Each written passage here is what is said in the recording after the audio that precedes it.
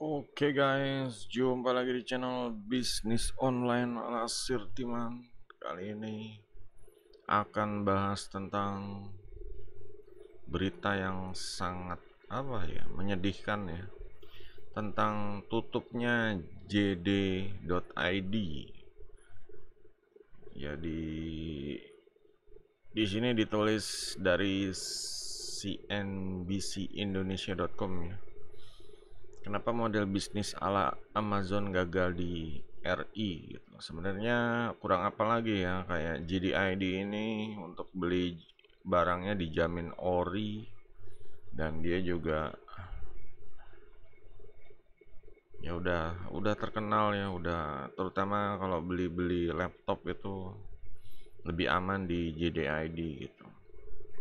Dulu sih ya, dulu awal-awalnya. Cuma sekarang ini ya mungkin semakin maraknya persaingan ya, maraknya cuma benar-benar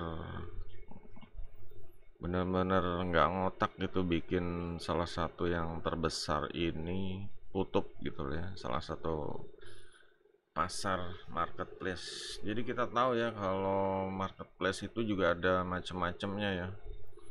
Kalau di sini dibilangnya JDID itu B2C. Jadi dari B itu dari bisnis, ke C itu consumer ya, consumer itu konsumen itu. Kenapa dari B to C, dari bisnis ke konsumer? Karena dia punya gudang sendiri, dia punya perusahaan ya, pokoknya pengirimannya sendiri dan lain-lain. Nah sedangkan kalau kayak model Shopee atau Tokopedia ya, dia C to C, jadi konsumer ke konsumer gitu. Jadi penjualnya juga bukan dari Tokopedia, dan dikirimnya juga bukan dari Tokopedia atau Shopee juga seperti itu. Emang sih mereka ada ya, jasa jasa pengirimannya kayak Shopee atau Tokopedia, cuma ya yang jual tetap aja banyaknya seller, bukan dari gudang dari Tokopedia atau Shopee ya. Mereka paling kerjasamanya recommend by Tokopedia atau recommend by Shopee gitu. Ya mungkin seperti itu ya. Kalau di Shopee ada ya pokoknya ada pangkat-pangkat untuk seller, jadi bisa kerjasama sama Shopee itu. Apa sih istilahnya, udah lupa ya. Tulis di komen yang inget deh, bantu, soalnya Sirtiman lupa. Kalau di Tokopedia ada gudang by Tokopedia ya, seperti itulah. Mungkin kerjasama ya, sebagian seller kirim ke, sebenarnya ya sebenarnya kurang suka kalau kayak gini ya.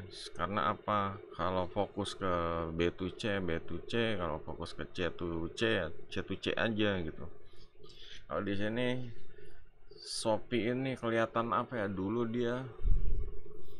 dulu emang masih awal ya, dia ya jasa pengirimannya yang terkenal dulu zamannya JNE JNT. Cuma lama-lama dia udah punya modal, udah dapat fee dari para seller, bikin pengiriman sendiri, udah gitu kayak menutup jalur jasa pengiriman yang lain gitu, yang dulu turut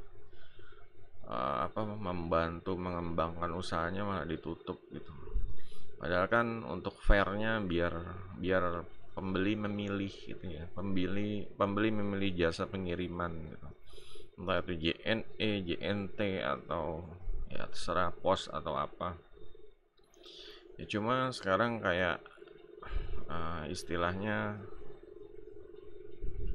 kurir rekomendasi ya. Nah itu dia nih, kurir rekomendasi ini pembeli nggak bisa banyak campur tangan, jadi kayak apa ya, monopoli atau apalah dibilangnya, kayak beli kucing dalam karung ya. Jadi semua diatur, dipilihin sana alasannya ini itu, nggak tau lah itu alasan lokasi atau alasan dan lain-lainnya deh gitu.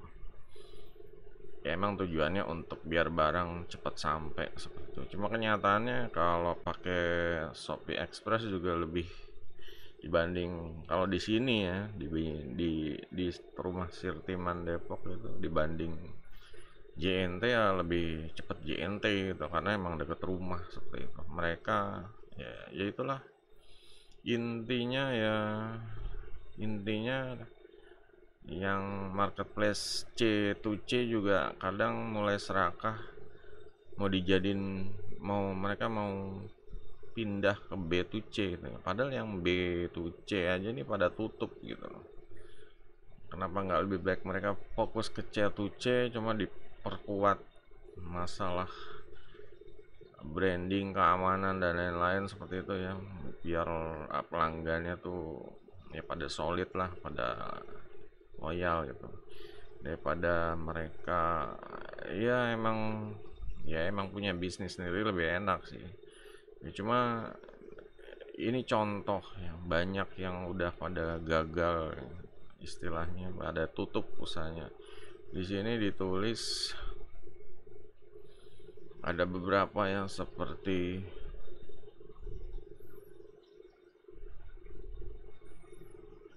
Rakuten dan ya ini di Rakuten dan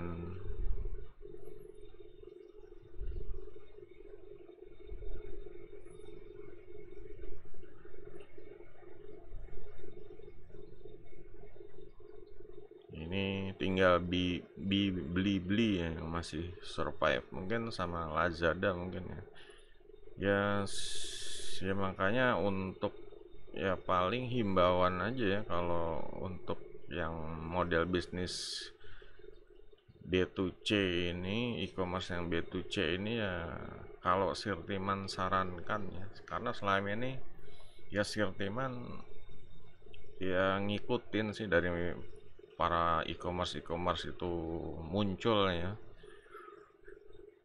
ya mereka tuh nggak kayak Amazon gitu e-commerce yang B2C ya nggak kayak Amazon itu dia kuat branding sekaligus karena dipromoin sama afiliasinya ada program afiliasinya tuh yang bener-bener solid gitu loh yang bener-bener apa sih ya pokoknya mereka dapat komisi juga kecil cuma solid tuh gajiannya dibayar lancar sampai Sirtiman juga dapat cek ya dari Amazon ke Indonesia gitu. Nah sedangkan di Indonesia sendiri waktu itu ada beberapa yang apa ya ada program afiliasi cuma nggak jujur gitu loh banyak blogger pada kecewa apanya lah komisinya ya nggak di komisinya dipot apa sih ditipu istilahnya ditipu ya dia ngirim pengunjung pakai link afiliasi cuma nggak ada pembelian cuma dia nggak dapat komisi ya seperti itulah jadi kayak link afiliasinya entah itu diblokir atau diarahkan kemana gitu jadi banyak di sini banyak merugikan para afiliasi ya padahal seperti Amazon untuk afiliasi ini benar-benar ya yang benar-benar ngeramein lah gitu para afiliasi ini kan termasuk blogger YouTuber ya semua sampai ada YouTube yang terkenal ya jualan entah itu anak kecil jual mainan dari Amazon seperti itu ya itu kan istilahnya jasa dari para afiliasi ya mempopulerkan produk-produk Amazon terutamanya. Nah di sini juga ya seharusnya ya perusahaan e-commerce di Indonesia ini mengambil apa sih ilmunya gitu loh bikin yang lebih bagus program afiliasi yaitu istilahnya kan daripada cuma promo diskon ini itu orang jenuh gitu cuma kalau ada program afiliasi mereka sering diadain nongkrong kopi apa ya biar semangat para afiliasi nah itu justru lebih menarik seperti itu jadi ada apa ya ada ceritanya gitu kalau cuma diskon dia sendiri ini kalau diajak dari afiliasi pihak ketiga gitu. Istilahnya mereka diajak untuk ngembangin bisnisnya gitu. Malah sampai wah banyak lah yang seperti pemilik-pemilik forum yang berafiliasi mempromokan Amazon, nah itu seperti itu. Jadi ya penjualannya besar, forum-forum atau situs-situs yang blogger-blogger yang punya situs-situs berita, situs news, ya seperti itu. Jadi besar gitu loh. Kalau dia nggak memanfaatkan program afiliasi, bisnis B2C ini ya fatal gitu. Jadi kayak apa ya, kurang kuat, pondasinya tuh kurang kuat gitu. Dia omsetnya juga pasti akan kurang banyak gitu, dibanding cuma promo-promo biasa. Di sini juga ditulis JDID dia buka sistem penjualan yang itu ya, yang modern lah istilahnya. Dia buka gerai, cuma belinya itu pakai AI gitu. Nah di sini ya sepertinya banyak modal habis terbuang ya untuk produknya ya, karena ya untuk AI ini ya nggak semua orang bisa emang belanja tanpa orang, tanpa kasir ya, itu kan belum merata lah, masih pada gaptek orang Indonesia. Jadi teknologi AI ini belanja tanpa kasir, pakainya teknologi pemindaian wajah, scan ya, dan lain RFID, non tunai cashless, dan ya ini jadi apa ya, mungkin belum waktunya gitu, belum pas. Masih banyak orang yang masih asing ya. Emang ya segala sesuatu emang harus dimulai, cuma ya ini jadi bumerang gitu loh. Ini jadi bumerang karena mungkin mereka habis tenaganya untuk ngurusin itu, sementara untuk bagian ke afiliasi yang seharusnya lebih digencarin lagi itu malah nggak keurus gitu. Ya jadi ya jauh daripada bikin beli-beli software hardware untuk ke AI, lebih baik manfaatin afiliasi ya. Soalnya ya udah terbukti lah kalau program afiliasi kayak Amazon atau AliExpress ya, itu lebih ini deh gitu, lebih membantu mendongkrak ya, ya pokoknya justru lagi jadi cerita yang bagus ya kayak afiliasi. Jadi orang tuh jadi dapat dapat ilmu, dapat cerita ya, daftar afiliasinya gimana, ditolak apa enggak, terus kalau udah ini ya apa yang harus dilakukan gitu, cara-cara promonya gimana, itu jadi mungkin jadi cerita sendiri gitu. Cuma kalau nggak terekspos gitu, mungkin ada ya, cuma sirkuman kurang tahu, cuma nggak menarik, nggak terekspos gitu ya, orang juga nggak mau lah gitu. Kadang gimana ya, harus punya ide kreatif sih kalau kayak gini. Istilahnya beli barang ori itu ya ya ya antara toko terpercaya atau toko ofisialnya gitu ya. Cuma kan gimana caranya biar mereka beli di toko yang model B2C itu gitu. Kalau cuma cashback atau diskon seperti itu kan nggak, ya udah ini deh gitu, udah nggak menarik gitu. Malah Sirtiman ya, kalau dari Sirtiman belajar internet marketing, jual produk digital itu, nah itu yang ditonjolin itu ya bersaing dengan apa ya, ibaratnya ada vendor yang sebenarnya, terus ada afiliasi yang nawarin. Nah itu afiliasi itu lebih harus kreatif ya, dia menjual produknya vendor utama, tapi plus bonus-bonus dari afiliasinya itu. Jadi orang tuh jadinya memilih kalau beli di official Bonusnya ini kalau beli di toko terpercaya, misalnya di Shopee atau Tokopedia, bonusnya ini. Nah, kalau beli di misalnya ya seperti jd.id itu bonusnya seperti ini. Nah, ya bikin orang membandingkan dan memilih memilih memilih yang bonusnya yang menarik seperti itulah. Jadi ya untuk 2023 ini ya boleh dibilang awal-awalnya udah benar-benar mautnya untuk marketplace sebesar ini aja bisa tumbang gitu ya. Jadi ID makanya untuk toko-toko yang kecil juga ya diharapkan ya siap-siap ya, harus saling siap-siap ide kreatifnya, promo ya, bikin manuver-manuver segala macam deh biar survive ya di tahun 2023 ini. Karena awalnya ini udah kejam sekali ya sampai harus tutup, dan ini ya membuat warning ya, pukulan juga nih kalau untuk yang suka jualan nih, persaingannya seperti apa. Oke, jadi untuk pembahasannya ini, kesimpulannya ya, Sirtiman ini kesimpulannya ini untuk model bisnis to consumer ini, B2C ini ya harap diperhatikan masalah program afiliasinya ya, dimanfaatin, komisinya digedein, dibikin banyak yang daftar, banyak yang promoin dan lain-lain ya, biar ya penjualannya tuh meningkat drastis ya dibanding nggak pakai afiliasi seperti itu.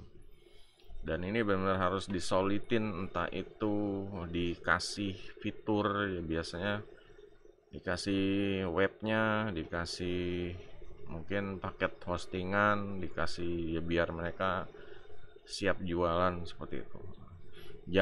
Sebenarnya jangan dibebanin jadi afiliasi harus bayar segini, ya jangan. Cuma dikasih pilihan aja, kasih pilihan kalau mau beli paket biar mempercepat proses ini, dikasih webnya, nanti tinggal webnya udah muncul produk-produk dari ya perusahaannya itu, tokonya itu, jadi udah tinggal yang afiliasinya, istilahnya calonya tinggal promosiin seperti itu. Jadi agar afiliasi diperhatikan, dipermudah juga untuk teknologi ya, AI ini benar-benar harus fokus, jangan buang-buang waktu, buang-buang dana ya untuk sesuatu yang orang ya, belum paham gitu. Lebih baik sosialisasi dulu gitu, sosialisasi dulu caranya gimana. Ya minimal udah berapa 10-20% ya yang belanja itu paham. Nah, itu baru mulai gitu. Kalau masih 1-2% orang udah fokus kayak itu, kasir tanpa virtual ya, kasir tanpa apa, AI ya, belanja tanpa kasir seperti itu ya. Ya kadang orang butuh ketemu kasir ya, kasir yang cantik, yang bening gitu. Kalau segala sesuatunya ya, robot-robot seperti itu ya, mendingan belanja dari rumah aja gitu, nggak usah capek gitu. Ya akhirnya orang milihnya kembali ke yang Shopee atau Tokopedia itu. Makanya harus harus jangan seperti itu, bikin menarik lah. Kalaupun pakai AI ya, AI-nya ya benar-benar apa ya, bikin ya kelihatan lah, entah itu bentuk biasa kan apa ya, desain gambar gambar kasir mungkin seperti itu orangnya. Sekarang zaman zaman udah canggih ya untuk AI, ada programnya, dia bisa pakai ada wajahnya, terus ngomongnya, bibirnya juga dia benar-benar pas sama yang diomongin seperti itu. Itu dimanfaatkan ya, meskipun ya jangan cuma milih barang terus bayar, itu kadang orang belanjanya jadi garing gitu loh. Nah, di sini diharapkan ya dibikin menarik lah, belanja dibikin punya sensasi tersendiri gitu ya. Oke, jadi itu aja untuk reaksi ya dari JDI ditutup. Oke, kalau ada yang mau ditambahkan atau yang ditanya silahkan di kolom komentar juga. Jangan lupa ya jempolnya guys, pencet jempol untuk support channel ini. Oke, sampai jumpa di video berikutnya.